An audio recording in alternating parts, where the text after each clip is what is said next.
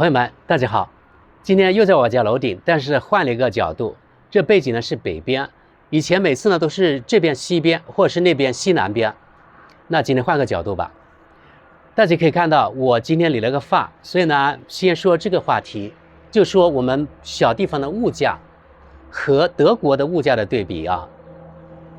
这个理发在我们小县城，在那家发廊，我前后呢去了10年了，而且是这样。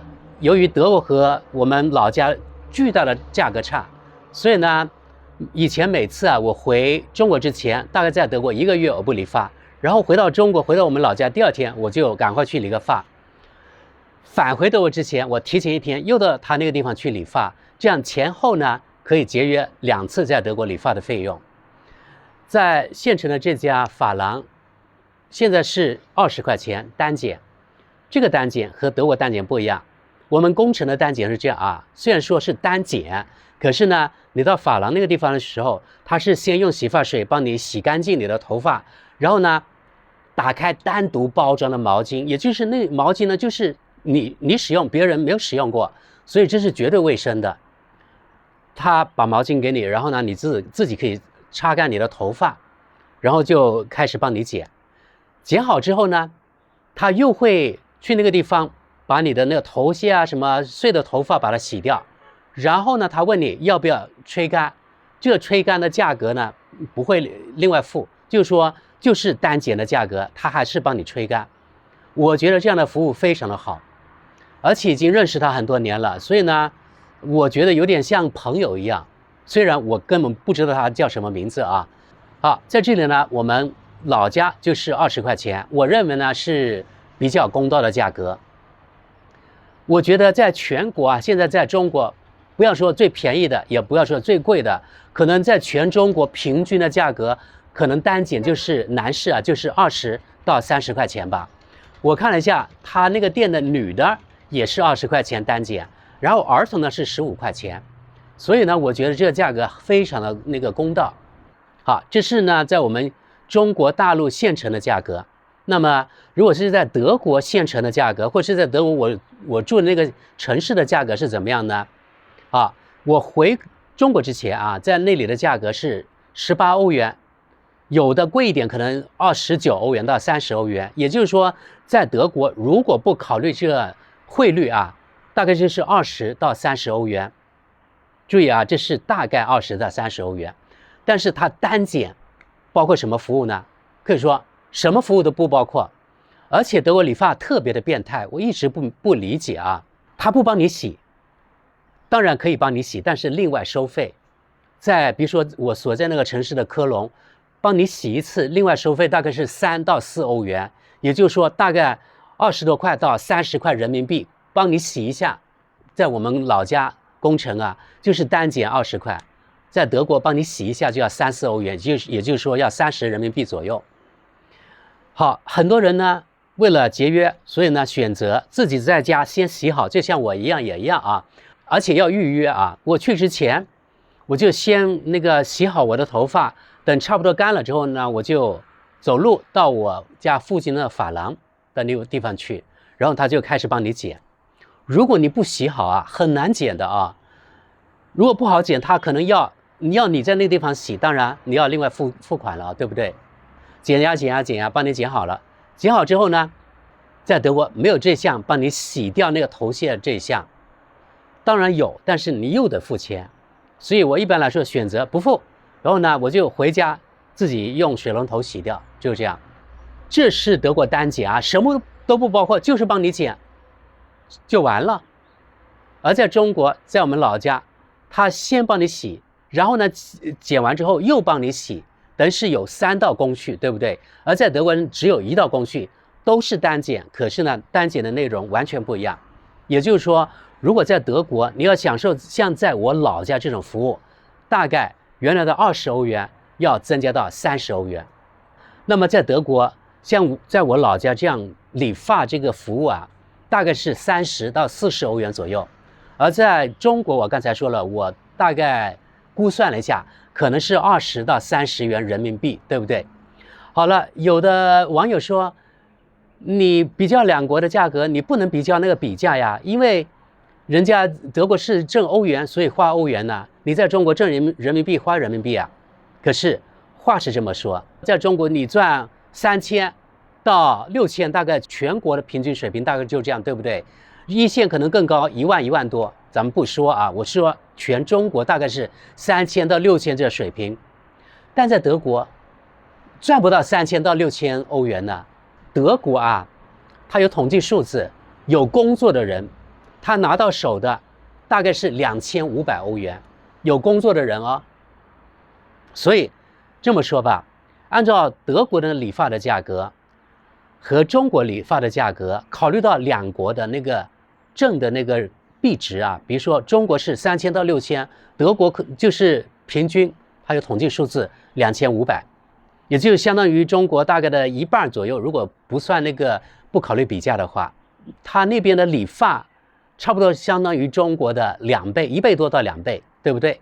也就是说，如果你考虑各种因素进去，在德国理发的价格相当于在我们老家县城的3倍的价格。也就是说，在德国这个理发真的是太贵了。这就是为什么你看我每次回国之前，我1个月在德国我不理发，然后呢，我返回德国之前，我赶快呢在我们县城又去理一次发，这个原因。因为来来回回我就可以节约60欧元，60欧元多少钱呢？是450人民币。而在中国，我在县城吧，我花40人民币，在德国那边就是我那边要花400多到500人民币，就这样。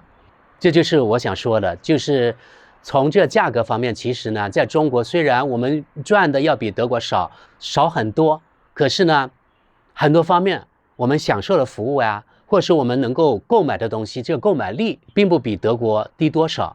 其实呢，在德国也一样，很多穷人，大部分都是月光族，存不下钱，因为东西贵啊。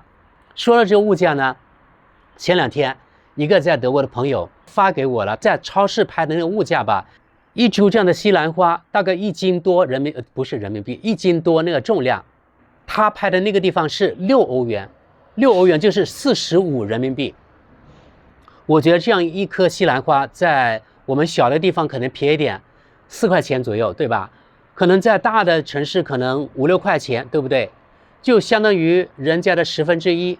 可是呢，人家德国人没有像中国挣的10倍那么多啊，对不对？所以从这方面来说，德国的物价呢，有些方面确实呢比中国要高很多。这是我想说的另外一个啊。好了，第二个呢，我想说啊，就是在我们的这个小村子，可以通过这个网购，所有大城市的人能买到的东西，我在我们村都可以买得到。现在有个美团，所以我觉得特别方便。而那个点我就看得见，离我们家就是70、80米的那个距离，走过去1分钟就可以了，最多来回就是2、3分钟，所以非常方便。所以啊，就是我特别的感激啊，就是我们中国有那么发达的那个网商，真的在世界各地，我觉得在没有任何一个国家有中国这网购那么发达。我每一次在网上买东西，我都感叹中国这个网上啊真的是太发达了，而且它的那个费用啊很低，可能是有补贴的吧，我真的不知道。我一般来说在拼多多上面买，原来我是在某淘上面买的，后来呢，我反而觉得在拼多多上面我觉得更实惠一些，因为很多东西它是所有东西吧，不是很多，所有东西它是包括那个运费的，而且它还有买的东西，比如说服装啊、鞋帽之类的，有很多东西它会标注，包括退货的那个运费，一般来说它是包括10块钱，所以这点我就觉得特别的实惠，而且我发现呢退款特别的快，这点也是特别的好。反正呢，我就真的特别感叹。比如说吧，我前几天买了一只是 TCL， 这是一个中国的牌子，对不对？一个名牌，它那种叫什么灯，就是我不知道那个词，对不起，有时候我的汉语不够用，就是那种你那个走过去之后，比如说隔3、5米之后呢，它有个叫什么，有个什么探测器，你走过去之后，那个灯就是自动会亮，特别是晚上很方便。我就买了这样一个灯，连运费一共是13.9块。我开始白天我拿到之后，我觉得，哎，怎么这个灯好像不灵敏啊？是不是坏了啊？我当时我想退货，后来呢，我就想算了吧，反正退货明天也不迟。然后呢，我就把那个开关打开，就是它可以，按照你的距离，它可以自动打开那个灯的那个开关，我把它打开。然后到天黑的时候，我走过去，它突然亮了，然后亮了1-20秒钟之后，它就那个自动又熄灭了。我就觉得，哎呀，这个东西真好。当然，在德国也有这样的灯，可是呢，还是不便宜啊。而且呢，这是可以充电的，所以我觉得特别的方便。据说啊，卖家说充一次电可以顶90天，不知是真是假。反正我先买了它吧，然后我就放在我们家走廊的那个转角的地方。每次我要去我母亲下面，我要护理她，然后呢，每次她晚上就会打开灯。所以呢，我觉得非常方便，这样可以节约用电啊，不用每次我就按那开关把它打开，对不对？13.9块连运费啊，而且它是 LED 灯，可以充电。综合考虑啊，在德国这样的一个灯，如果有卖的话，肯定是中国制造。在德国，我估计这样一个灯啊，包括运费在内，可能要14.9到19.9欧元，也就是大概15到20欧元左右。而在中国呢，13.9我买到，但是刚才说了，如果不考虑这个欧元啊，这比价和人民币比价，好像听起来20欧元很便宜，但是呢，人家每个月是2500欧元，而在中国每个月3000到6000，大概是平均的全国平均的水平，对不对？它的价格呢13块多，所以呢，这样比起来，要比德国便宜不止一半，对不对？这是另外一个例子，这是网商非常的方便，太方便了。另外一个呢，我经常在美团买菜，我发现在美团，凡是称重的东西呢，有一个规律吧，可以这样说，我不知道是不是在我身上发生而已，不知道你们怎么样啊？我在我的那个微信朋友圈我也发了，我问了大家，到底你们有没有出现这样的情况？比如说在美团上面买那个蔬菜啊、水果啊，500克，对不对？它一般来说有个那个误差，正负50克的误差，对不对？有一次我买了那个大蒜，大概少了40克左右。本来我是买500克，然后得了460。当然我心里呢不是特别爽。那个大蒜啊，它可以称，你至少你多放1个2个这大蒜进去，那可能就差不多500克了，对不对？那为什么那么多短斤缺两呢？当然，如果是你多那个40克，我心里感到高兴；但是少40克，我心里觉得很不好受。这可能是人之常情吧，这是人的自私的体现，对不对？我这次呢买了那个小台农的那个芒果，我称了啊，我买了2袋，有一袋呢是463克，里面那个袋的包装。另外一袋呢是490多克还是多少？反正呢不到500克，2袋都不到。有一袋460多，少了30多克，对不对？那我觉得那小台农很小的一个芒果，你多放一个进去，可能刚刚是500克。那为什么不放呢？我觉得这个短斤缺两，也许呢就是卖家故意这样的。我认为啊，因为他打出了正负50克，他让你呢无可争辩，对不对？短斤缺两，我觉得在美团比较严重，而超过这个重量的有，但是比较少，而且超过的不多。一般比如说我500克的，它就超过两三克，可以说非常的标准。所以在网上买东西啊，有的时候也是很多恼人的现象。另外骗人的，特别是在拼多多这样，还有某淘上面也有这样的现象，就是说图片和实物相差太大了。那图片特别的漂亮，真的非常多的东西，它图片非常的专业，可是呢，你拿到手之后，大失所望。比如说前段时间我买了所谓304不锈钢，貌似是304，其实如果你知道304和201的区别，你就知道，其实它就是骗那些不懂的人。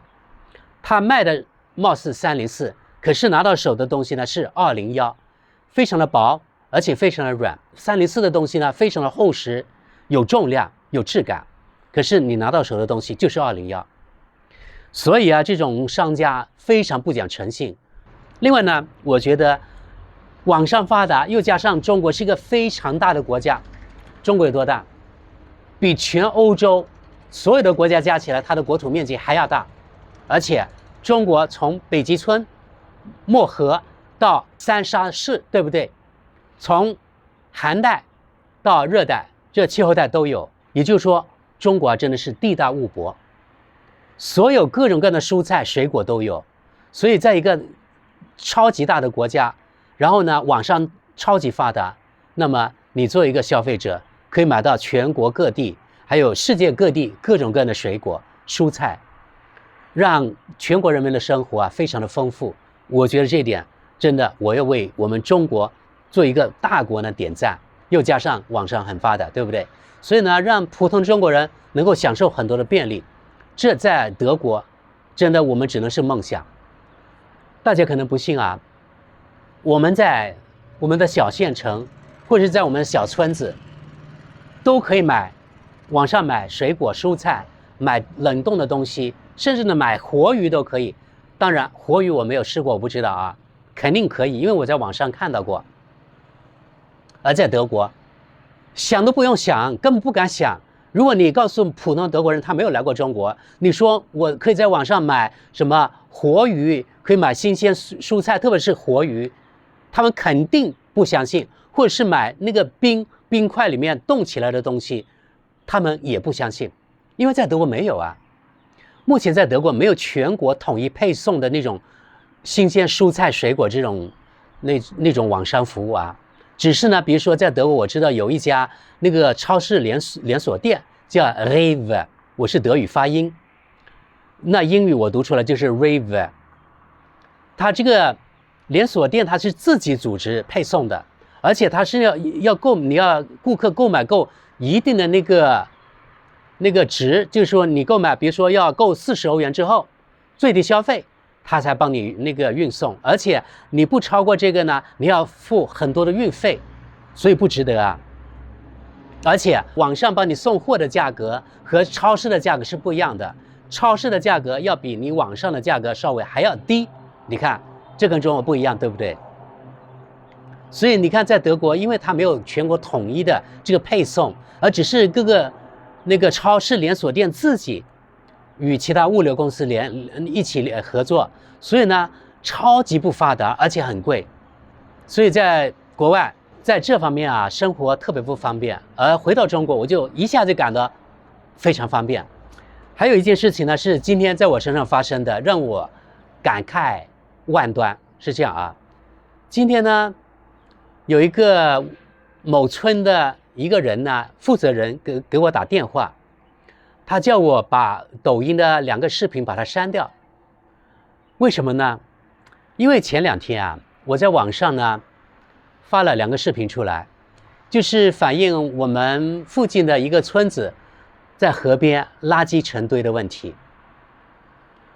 然后呢，这个人他打电话给我，因为他知道是我发出去的，他说我能不能把这个视频把它删掉呢？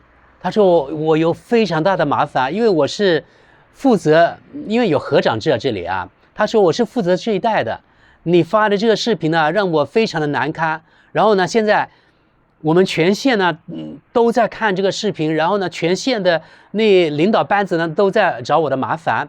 然后呢全县的人呢现在各个部门的领导都会在我们这里蹲点啊，如何。然后让他非常的不爽。他说目前他的生活受到困扰，因为呢上级找他麻烦了。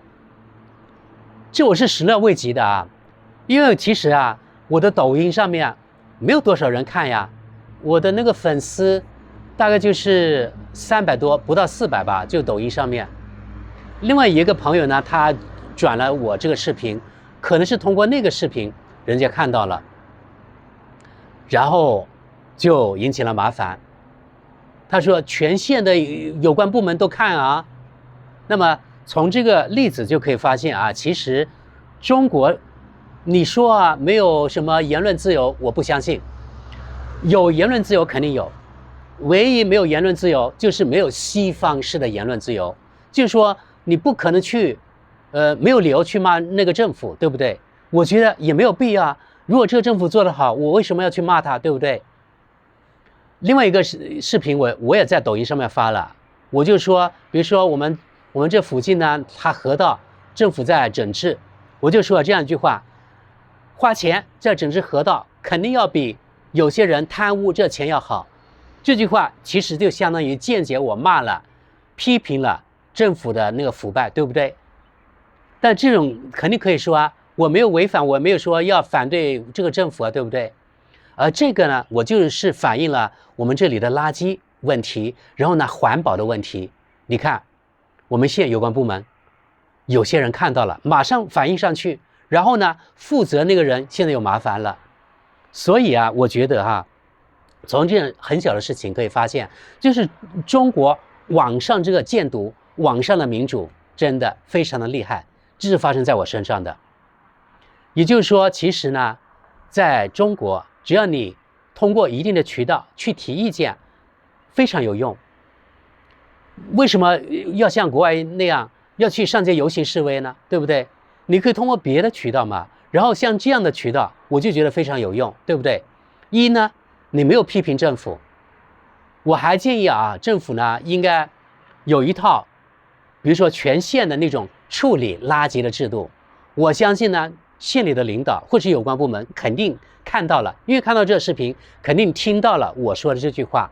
我相信啊，今后可能会有改观。通过这事情呢，我就非常有感想。我真的觉得哈，在中国，只要你呢通过一定的渠道去提意见，肯定有用。网上这建独，网上的民主，在中国比你想象的要更深入民间。从这件事情呢，我心里啊其实是很高兴的，因为我觉得我们老百姓的声音上面是听得到的。你不要以为啊，你不是什么党员，你不要以为啊，你不当官，你不要以为你没有什么关系。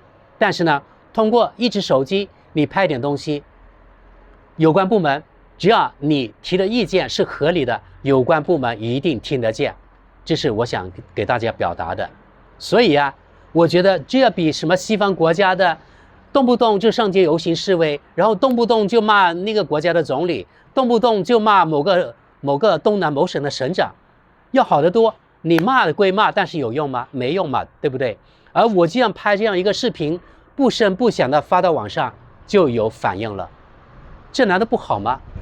说到那个游行示威啊，这段时间在德国，这个游行示威啊成了家常便饭，让老百姓的生活非常不方便。为什么？因为德国它的工会的势力特别强大，每年或是每隔2年都有这样的游行示威。为什么？因为要加工资了呗。那个老板不同意，然后呢，那个通过工会组织工人或是职员上街游行示威，然后呢，双方来个你死我活，然后来几个回合，大家受不了之后，然后呢，再谈判，然后再达成协议，然后加工资。那在谈判期间，在僵持期间怎么办？老百姓受苦啊。比如说德国铁路罢工，德国公共交通系统罢工。德国铁路罢工什么意思啊？很多人上班坐火车去，比如说短途的火车，对不对？它不开了怎么办？那些平时靠坐火车上班的人要去公司，他有去上班的义务，他不管你罢工啊，因为罢工跟你所在那个工作的那个公司没有直接的关系啊。那你得想办法去上班呢，你上不了就属于旷工，对不对？所以这段期间呢，让很多人非常头痛。同样，公共交通系统，比如说地铁啊，还有巴士也一样。讨厌的是啊，德国铁路和那个地铁公司是2个不同的公司。比如说，可能今天德国铁路罢工，明天呢可能是另外那个公共巴士那个公司罢工，还有呢那个德国汉莎航空公司罢工，航空的也罢工。我相信啊，看我视频的小伙伴们肯定有去过德国的，或是去过法国遇到罢工的。遇到罢工多麻烦，知道吧？可能你回国的那个航班就因为罢工了，那就回不来了，造成非常大的损失。如果你经过了，你就特别痛恨罢工的这种制度。是啊，你这样的民主，有这样的自由啊，可是呢，给老百姓的生活造成非常大的不便。这是我想表达的，就是说，自由当然好，言论自由也好，还有你什么有投票权利也好，可是呢，过度的这种自由了，会形成非常多的不便，而且很多情况下没有用。你骂了你的国家的总理有用吗？他听到了吗？他根本不理你，好不好？就像你去那个台北的某个大道上面去骂那个所谓的省长，他听得到吗？绝对听不到，对不对？他理都不理你，他坐在他的办公室里面翘着二郎腿，可能还听着那台独的歌曲呢，还不如呢我拍个视频，然后发到网上来的实惠有用，好吧？这是我今天想说的第3个话题。所以啊，在中国，我觉得很多方面我们有问题，但是另外呢，很多方面我觉得进步非常大。刚才我说的这个网络的民主、网络的监督，我就觉得非常好啊。好了，我不知道你们在中国大陆的人、常住的人，或者是你从海外回来，在我们自己的祖国住了一段时间之后，你有什么想法？是不是觉得跟过去比起来，是不是觉得更好了呢？还是觉得我们中国大陆这里对你来说非常糟糕，你根本活不下去呢？有什么想法？欢迎你们在下面留言。反正呢，对，结束之前呢，我再告诉大家一件事情，也是真实发生在我身上的，就是与我同去德国留学的一个同学，也是我们中国人。今天呢，我跟他在网上交流，他问我什么时候回德国，我说我现在其实说心里话，我不想回去，因为我觉得这里生活，在中国生活挺好的，真的不想回去。因为在德国很多问题，特别是现在啊，因为俄乌危机，我在德国感到非常不安全。因为呢，德国是非常积极的跟随那个某大国的来制裁俄罗斯。你看，德国提供了豹2那个坦克，对吧？这种威力非常大的坦克，如果提供的多，那可能对这个俄乌这个战争会发生逆转都不一定。目前呢，貌似呢德国是提供14辆，然后呢，原来欧洲其他国家或是其他盟国想提供的那口号叫做天响，可是呢，德国一旦允许其他国家提供豹2之后呢，很多国家缩头龟了，不敢提供了。为什么不敢？怕俄罗斯报复啊。德国也一样，本来你看那个某大国，他也想提供这种战斗力很强的坦克，但是目前听说啊，也是在打退堂鼓，而且他有他的那个理由，说我们要检修送给那个乌克兰，可能要3个月，或者是要到2024年。如果真的要到2024年，那黄花菜都凉了，对不对？还有另外其他国家一样，比如说西班牙原来说要送给乌克兰的，现在也不送了，说这个坦克呀问题太多，可能一下修不好，反正各种各样的理由了。